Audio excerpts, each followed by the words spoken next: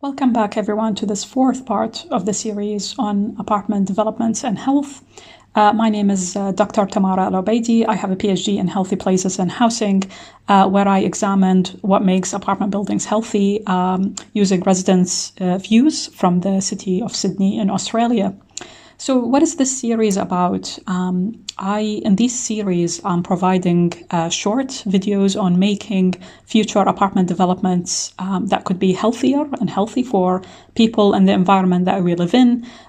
Who is this series for? It is for those involved in decision making concerning the development of future apartment buildings. And the videos provide, and in those videos, I provide a framework of components which together need to be considered by those involved in future developments in general. And the examples, and I will be using several examples from residents themselves. They sit within the context of Sydney in Australia, but these examples are equally important as lessons learned for national and international audience. So in this slide, I list here 5 fundamentals for creating healthy apartment buildings and developments within this framework. You should consider these 5 components together, as these are interlinked, as illustrated in the layout of the framework.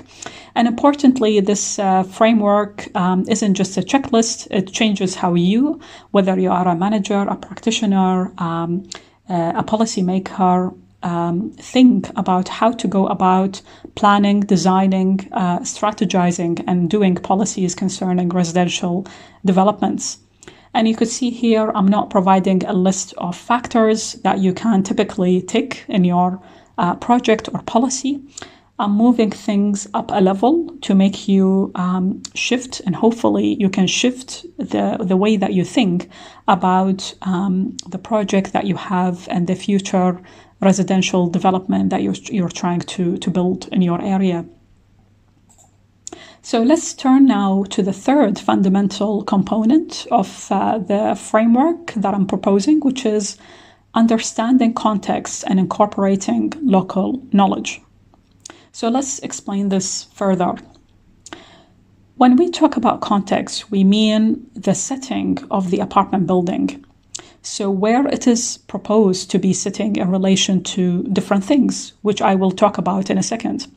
So those involved in in making decisions that concern future apartment buildings, whether you are dealing with one or multiple buildings, you will need to gather information about, for example, the residents themselves, existing and future. You need to know about the immediate surroundings of an apartment building. You need to understand the suburb or the suburbs that this apartment building will be put within. And you need to also understand the city, the context of the city within which this apartment building is sitting. And also you need to get an idea about the present, the existing challenges and conditions that are happening right now, i.e. what is going on locally as well as globally. And I'll discuss these items in a second in the slides now. So there are so many prominent aspects of health and well-being influence that are specifically linked with the apartment buildings themselves. For example, let's take apartment day-to-day use, apartment building stressors, the physical location of apartment buildings, coexistence with neighbors and residents, and the way buildings or building functionality and its longevity, and building management and living with nature sustainably. So these are aspects that are specifically linked with the apartment, with the context of the apartment building itself. So let's talk about the physical location of apartment buildings as an example of the sort of things that illustrate the importance of considering the context of apartment buildings by themselves. So one common pattern shared by several participants that I've interviewed from Sydney was about the geographic and physical location of apartment buildings, which culminated in this area that can influence health, physical location of apartment buildings. So participants either mentioned factors related to the location of apartment buildings, or indirectly they alluded to it, where they saw that it played a role and a part in creating differences between groups of residents. So while discussing the choice of their existing apartment buildings, you could see here one of the participants that I've interviewed, with the fictitious name Jane, discussed several factors related to the location of an apartment building, including distance to outdoor parks, proximity to public transport, and closeness to a river. So she says, in particular, I did look at a couple of other places which were sort of a little bit more interesting. But in the end, I decided for location, really, to be close to the park and close to public transport, close to the river. So you could see here, she's bringing the physical location of apartment buildings as something that relates to the context of the apartment building and where it sits. And this is something that influences their health and well-being and important to them. Another participant, Stefan, explained his thoughts on possible differences in health outcomes between groups of residents based on the location of the apartment building. So he says, and I quote, "So you could have two apartments of similar age and size. One of them could be on the side of Parramatta Road, or somewhere really smoky and loud, and they might not have any shops outside that they can walk to, and no green space, and they can't open the windows because it's too smoky. And then you could have another building that's on the water side with fresh air and lots of nice things outside." So in the above insight by this participant in the above quote, we could see here Stefan not only mentioned building location as a factor in creating locational inequalities between different residents, but also linked building location with other areas that can influence health and well-being through the factors that he is referring to, like, for example, smoke, noise from roads, the presence of nearby shops, outdoor green spaces, and fresh air. And now, if we turn to a second contextual category of influencers that can influence health and well-being, which is the local context. There are locally specific factors that can influence health and well-being. Such aspects could be cultural, economic, political, and others that are unique to the local place. Some examples related to that aspect are coexistence with residents and neighbors, quality in building and infrastructure, and government vision, action, and processes may speak of trends and problems relevant to the context of, in here, Sydney. Also possibly unique to the case of Sydney are the areas of influence, powers of renters, apartment ownership costs, and building management, which show influences of healthy apartment buildings that could be related to tenancy within Sydney and New South Wales in Australia. Below, I describe the last three areas of influence on tenancy in Sydney to just give you an idea about the role of the local context when it comes to health and well-being as raised by residents themselves. So let's have a look at these examples.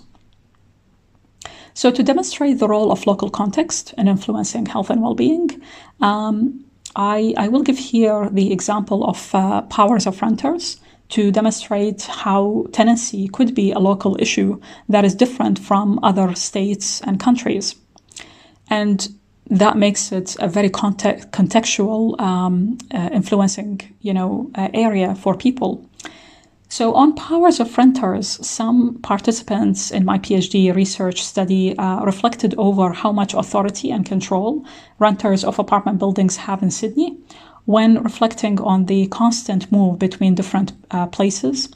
One of the participants that I've interviewed, participant Lou, mentioned several factors that spoke of this pattern, including the increase in rents, renters being at the mercy of landlords, and also renters moving around.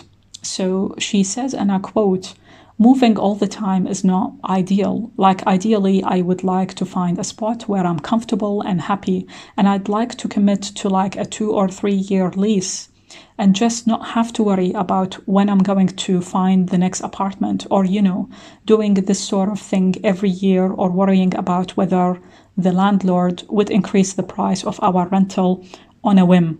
So it does feel like you are quite at the mercy of landlords as a renter in Sydney.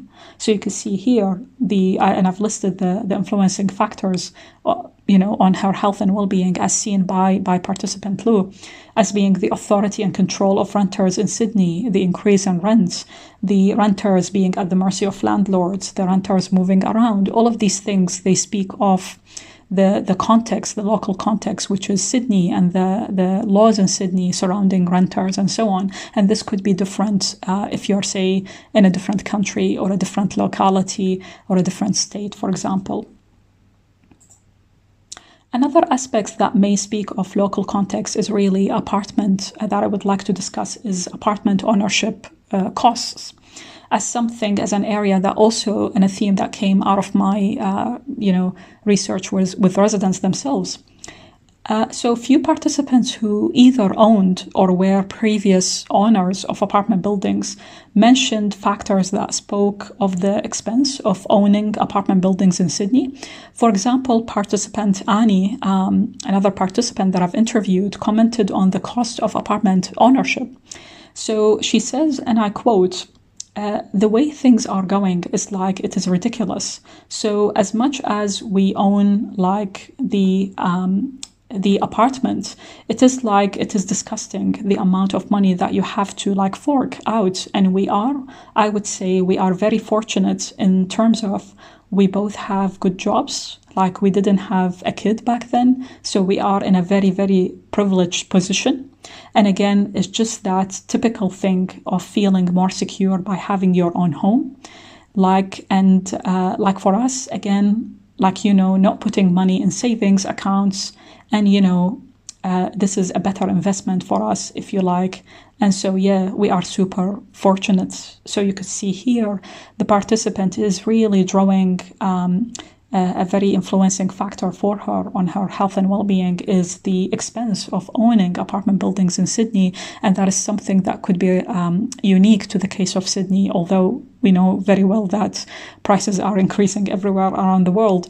But in Sydney, it could be a unique case in terms of being a prominent issue for residents that we have to, as decision makers and people involved in projects, we have to really think about. And a third clear and major aspect that may speak of how things are run locally is about the management of apartment buildings. Most participants in my PhD research mentioned factors that spoke of the running and management of apartment buildings through the handling of building rules, living under strata, management personnel, communication with residents, building management style, and even areas of management themselves. Which seldom come in when we are thinking about building apartment buildings. So within the context of Sydney and New South Wales, where strata legislation is administered in this case, building management through strata was one factor that some participants talked about. For instance, and here another participant, Lux, her encounter with the strata in her building through her neighbor provides an insight into the legislative nature of strata schemes in New South Wales and their possible influence on residents' health and well-being due to the neighbor having mental conditions. So she says in this regards, and I quote, Yeah, strata can be a problem. There is a lady up the hall who's definitely got mental health problems, and she's trying to get a blind on her balcony, and she just cannot do the forms. She has brought them to me, and it looks so complicated, I tell you. So she has been struggling for more than a year now just to try and get a blind put on a balcony, because they keep rejecting that you haven't given us enough information, and the information they want is just outrageous, just to put a blind on the balcony. And so I'm thinking that's going to be a bit annoying, because being controlled by strata in that way when you want to do something. I guess my son warned me because he lives in an apartment in Redfern, and he said, "Oh, just wait till you get involved in strata. You're not going to like it." Laughter. So far, I haven't had to really have much to do with them, but probably when I come up against them, I think I'm going to struggle a bit, especially because they have these mostly as renters here, so 60% renters, so that means 40% of people, and they are probably too busy to get involved in strata. So yeah, I can see the complexities there, probably going to be a problem. I really feel sorry for this lady up the hall. She really needs help, and she came to me for help, but she had thrown away all the instructions. There was probably 6 or 7 pages of instructions of what explanations of the questions they were asking, and she had thrown them away, so I didn't know what they were talking about either. Yeah, strata can be a problem.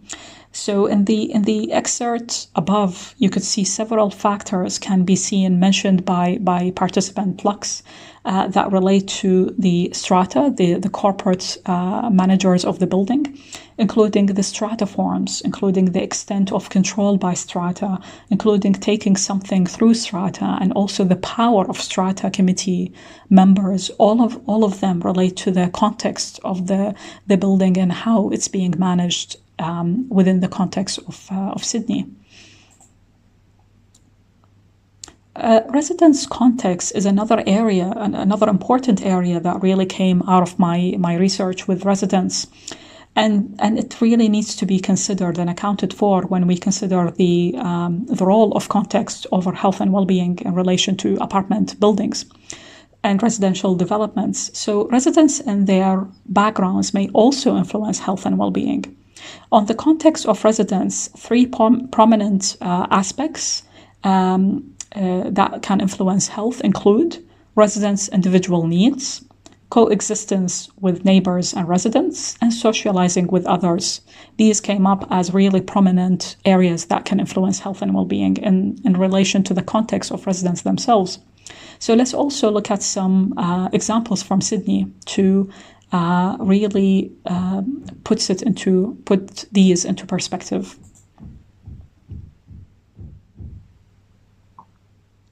So let's take one of the aspects that my study participants discussed: coexistence with neighbors and residents. So this area of influence is about how residents exist, socialize, and live alongside other neighbors and residents of the same apartment building. Some participants commented on the extent of interaction they prefer with their neighbors. For example, in my research, participant Ada, another participant I've interviewed, her preference was to know her neighbors, but be able to also be left alone out of respect for apartment privacy. So she says in a quote in relation to this topic is that being able to know your neighbors, but also being able to be left alone, if that makes sense. So, you don't have to interact. You are not forced to interact with them. We don't really. We moved in during COVID, so it was difficult to meet neighbors. We have met them. We don't have a lot in common with them. They are very nice, and we are obviously nice to them as well, but we haven't met them that way. But one of the first things they said to us was like, if you need anything at all, please, please, please don't feel afraid to just knock on the door. So you can see here, this is very important, this angle, and being coexisting with neighbors and residents is an important area that can influence health and well-being. and that relates to the residents and their what they want.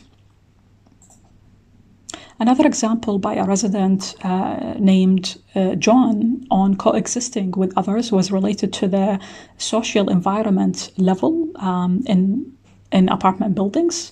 While reflecting on the social environment in their building, John also mentioned other relevant factors under this area of influence, including the frequency of meeting neighbors in the building, the friendliness between neighbors, and also socializing with neighbors. So I quote in here what he said. You are living in a community of 100 apartments. You don't actually get to meet people. It's not a very social environment because there is security on the front door. There is security on the lift, only goes to your floor, security on your apartment. There is only 2 apartments on our floor. So we are friendly with the other people on our now floor. The other family, but don't socialize with them. You don't really. It's not a sort of social arrangement, which perhaps it could do with a bit of work. But yeah, so that's not so good. So you could see here, participant John brought in several factors to his mind. These came to his mind while reflecting on